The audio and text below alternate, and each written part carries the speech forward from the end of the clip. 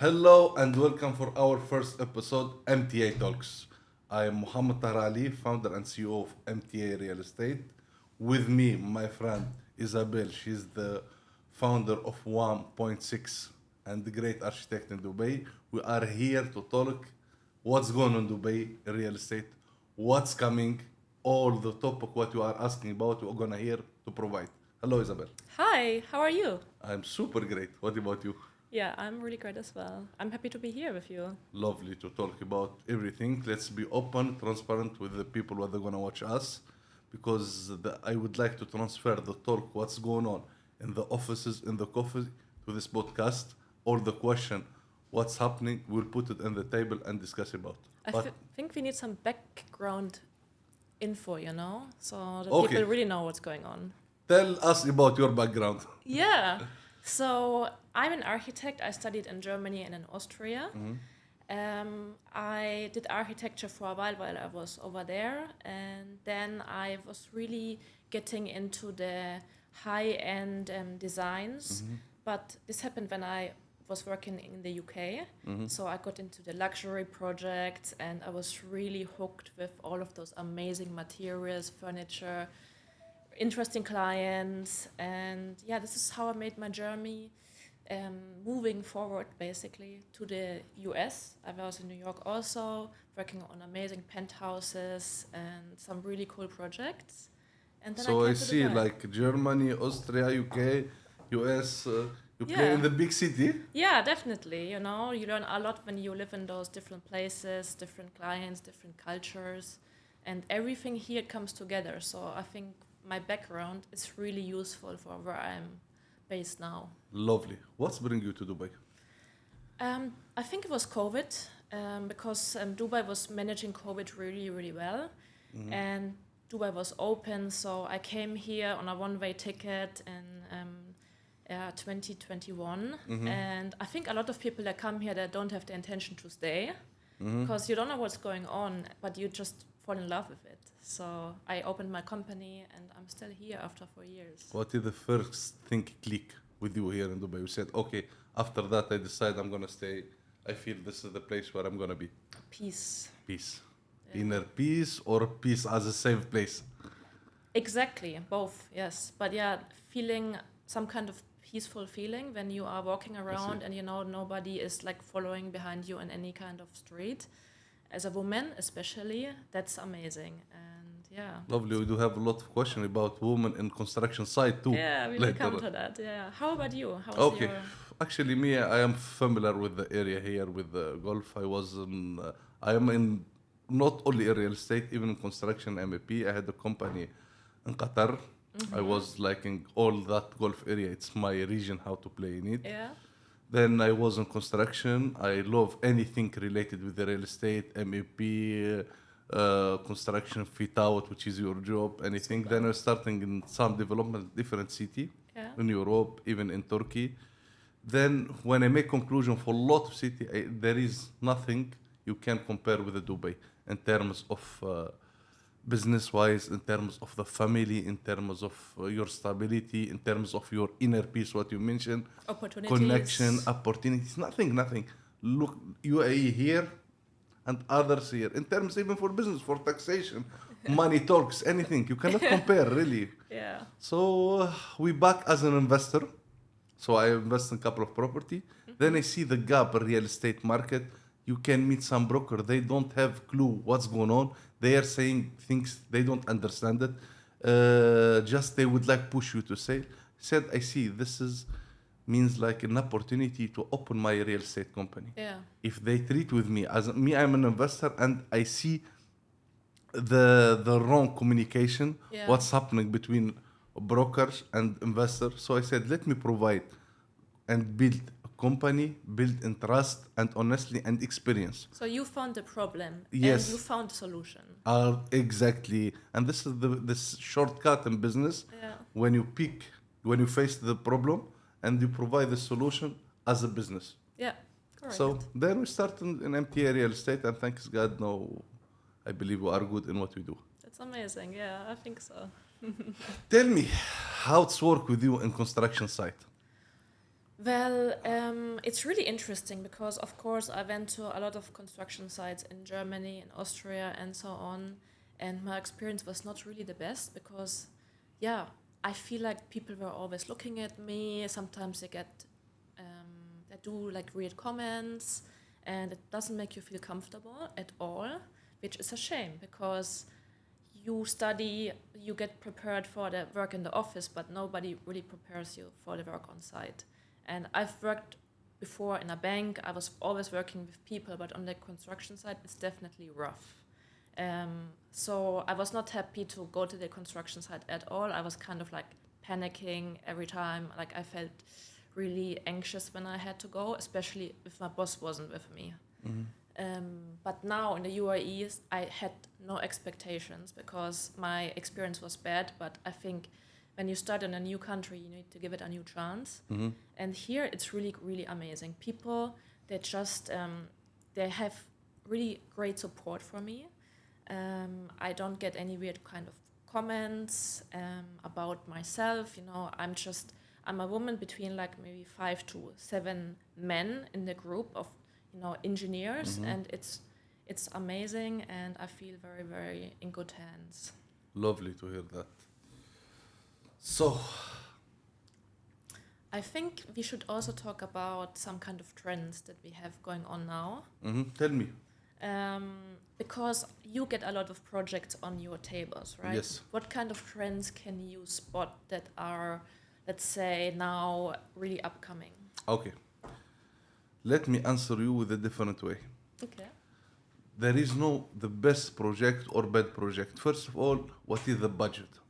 Because in real estate, there are different gaps when you are, I can split the market in 3 syllabs. The first one, when you are like talking between 500K, which we are talking in dirham, to 1.5 million. This is, you are talking, don't have too much option for good developer, because most of the developer who they go for that, it's boutique developer and project it, you will not get that big amount or big flipping or the promises what I'm hearing from different like a broker get pay 24% and we flip it for you for the next. Actually, the developer, they cannot give you the NOC only after 40% payment. And those projects you cannot deal like make capital appreciation that only when it will be ready. Then you can sell it and you'll make that 20-25% because the market is growing. This is the first slab. The second one from 1.5 million to 3 million, which is the medium like property, and you can fund it in different area. Those you can make good money in it and they have good ROI. Do you think this is luxury or this is basic? Medium. But if you compare it with another city in the world, look, you consider it luxury. Okay. Because I believe Dubai real estate market didn't reach maybe maximum 50-60% of the normal price was going. And you can compare with any city in the world and you see the price by square meter or feet here. Yeah. You see the difference. And there are more than 3 million, which is more than $1 million. Here you can flip, you can make more money. Then this is the difference. So it's not fair to compare those budget in one sheet together, because different. The high and the luxury project more than 3 million, it has more capital appreciation and has more ROI, and you have the option to pick the best developer. Yeah. Not liking if you have budget, special some liking investor, they don't have even the budget. They waiting to complete the 50% and the mortgage when to be there.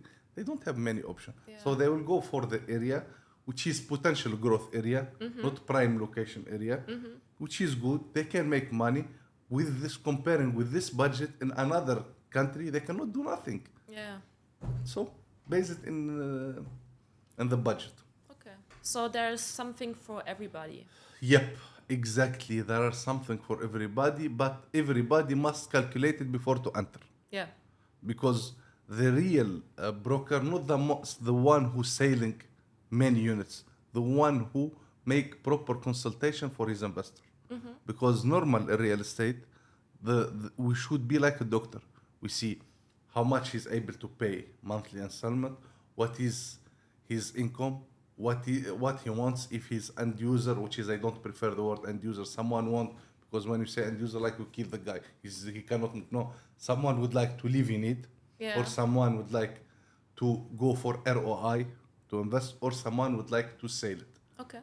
So based on that, based in what is the target What's of your investment, intention? exactly, Yeah. and what you have now in your pocket and how much you are able to pay. This is very important. Then you can decide. There is no one formula. Okay, we flip, no. Based on what is your attention and what you are going for and what you are able to do. Okay.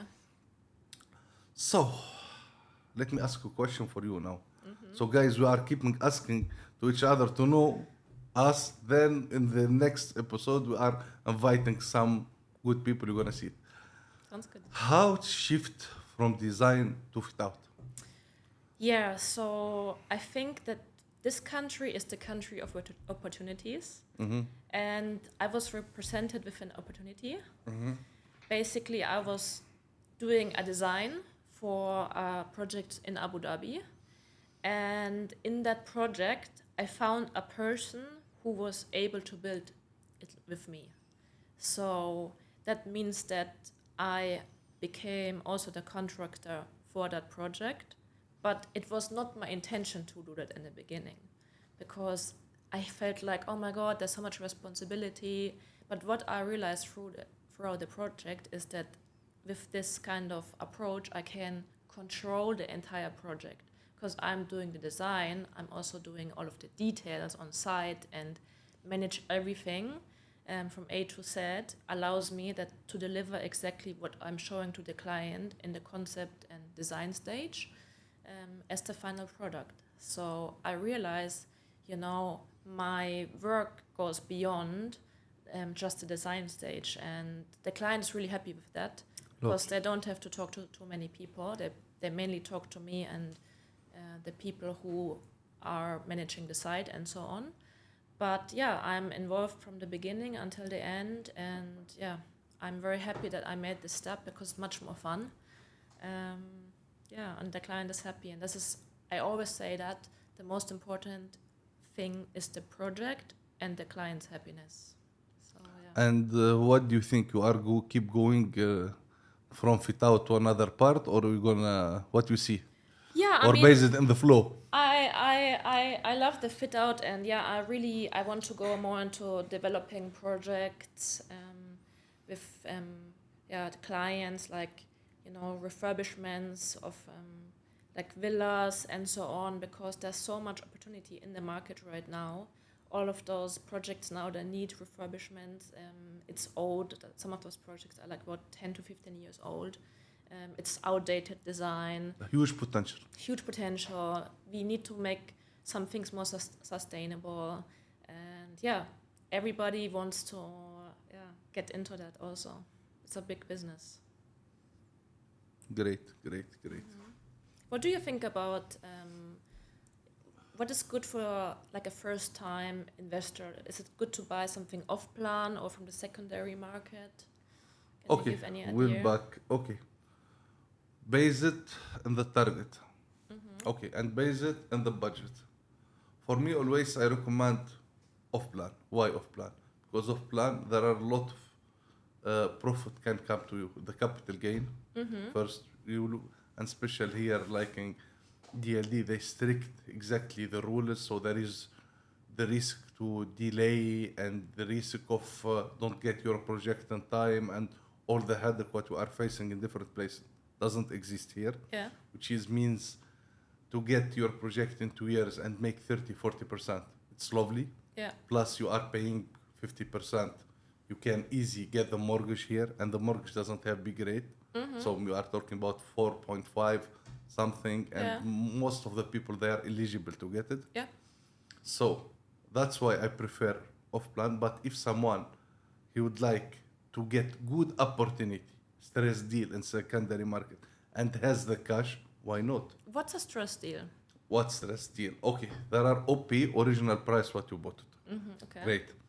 And there are the market price for square feet. Let's say example, we are talking Business Bay in the new towers. You are talking about 2.4, like 2,400 this square feet, dirham per square feet. You find one bedroom or two bedroom with 2.1, Okay. 2,000. So when you get the price, example, the one bedroom, what you got, it will be 1.4, which is the normal price. When you make the evaluation, it will be 1.8. Means, good morning, you are entering the market Yeah. with 400K, 400 in your pocket. Plus, when you buying with less price, means your ROI is going to be higher. Instead of getting 7% ROI, return of investment, going to be 9, 10. So it will be good investment, Okay. but you must have the money in, or you can go as well for mortgage. Okay. It's okay. Example, I'm not saying the mortgage is bad or don't deal with the bank. No. If good opportunities and you have a proper calculation, please do that. Okay. Because you're going to get good money. If you buy it, let's say, the unit with 1.4, you bought it with 1.4, you know the valuation is 1.8, you can keep it rented for 3 years. 3 years, let's say this one bedroom, 130K, you get 400 from rent, let's say, cut the service charge and the stuff, plus 400 in capital, the difference That's between. amazing. Yeah, you 800 in 3 years with not your money, with the money of the bank, and resell it and keep. Now we have budget, you can put it in 2 units, Yeah, no yeah, plan, yeah. or 1 unit, depends. Like you need to reinvest. Exactly. Yeah, that sounds very good. Exactly. So, what do you think about renovation? We were talking, actually, we are planning to do a couple of Projects. projects together, and we are it's not easy to pick the right unit, because I believe what we are looking, either if we can make renovation for the unit, maybe the lifts has different game, maybe all the fit out of the project, how we can pick the right unit for renovation and say this, okay, it's gonna be right unit, we can make money in that, or maybe we should think about it. Yeah. Okay, I would start with looking at different areas. For example, Marina, downtown, Business Bay. And then in some towers that we think those are good towers, we look at the one beds or even studios. And we need to find the same unit also on the market, upgraded. So then we already get an idea immediately what we can see it's possible. And we can also see direct the price jump that we will get if we want to resell it. So I think this is a really, really good argument for you to get into renovations. Yeah. And yeah, I'm happy to help with the BOQ, the redesign, the fit out also. When we look at the smaller studios, one beds and so on, everything can be done within one month. So it's really fast, the whole process. You don't need a lot of government things that you need to apply for, because we're not changing the layout or anything, like the firefighting, everything is the same. Basically, we just go to the management and we say, hey, we have some people coming, you need to show the insurance, that's it. Okay, let's give example to people understand. So I want to ask you, because I think a lot of people, they are maybe thinking about buying, but sometimes you make mistakes. So what kind of mistakes can you avoid when you want to buy your first property? Okay, let's talk in general. In life, any mistake has two reasons. You don't have information, or you have wrong information. The biggest mistake I see all the investors who they did it and they come to me to fix it or to sell, they didn't make good research and due diligence about what's going on in the market. Example, they don't know what's the area trending now. They don't know the prices.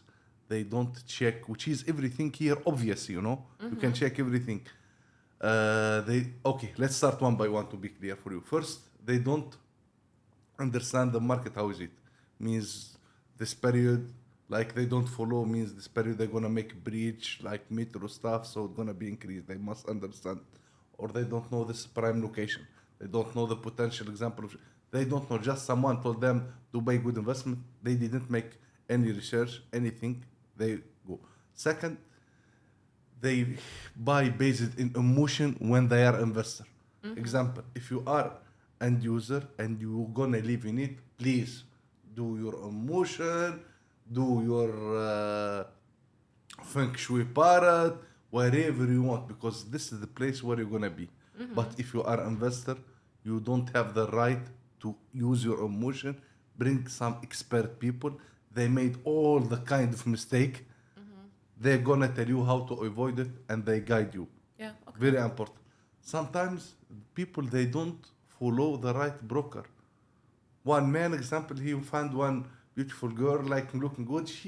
He will follow her, or liking the opposite, or someone he go because his cousin a real estate he gonna go for his cousin. No, there are some people they have the experience.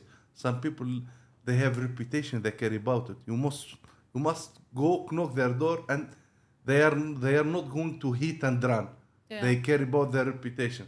The other things, people sometimes they get too excited for the project. They get good project, but they forget what's going on in their pocket. So they have only 20%. They go put it 4% DLD. The installment part, they panic. Then Yeah. what's gonna happen? First month, second month they don't pay. Then it will penalty increase. Then it will be cancellation. Instead of going to invest and get money, so they're gonna lose money. Yeah, that's a bad experience. So that's why you must go not for the right brokerage company, for the right consulting people. Yeah, it's very similar. And it will be great, not only if the brokers, not I'm recommend for us, but they was investors. Yeah. Because they did that mistake as investor and they feel what you're gonna feel. Not someone only selling, someone he invests. So he knows what is the steps you're gonna pass by. For you, Yeah, I mean, in terms of fit out, what are the things we should avoid it? many times actually it happens to me that I'm coming in as the second person, like the second designer, the second contractor, because the first company that was hired, they ran away or they screwed up, which honestly it's good for me. Yeah, but what do you think made them do that decision? Yeah, that's, I don't know. Sometimes the client is making a big mistake, which is paying the contractor 100% in the beginning of the project, which is not normal. Like you pay 50%. So basically with 50%, you as a contractor, you can start building the project until you reach 50%.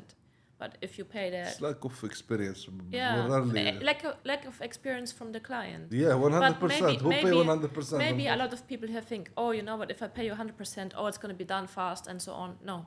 Once you pay 100%, people will be lazy and maybe it's never going to happen.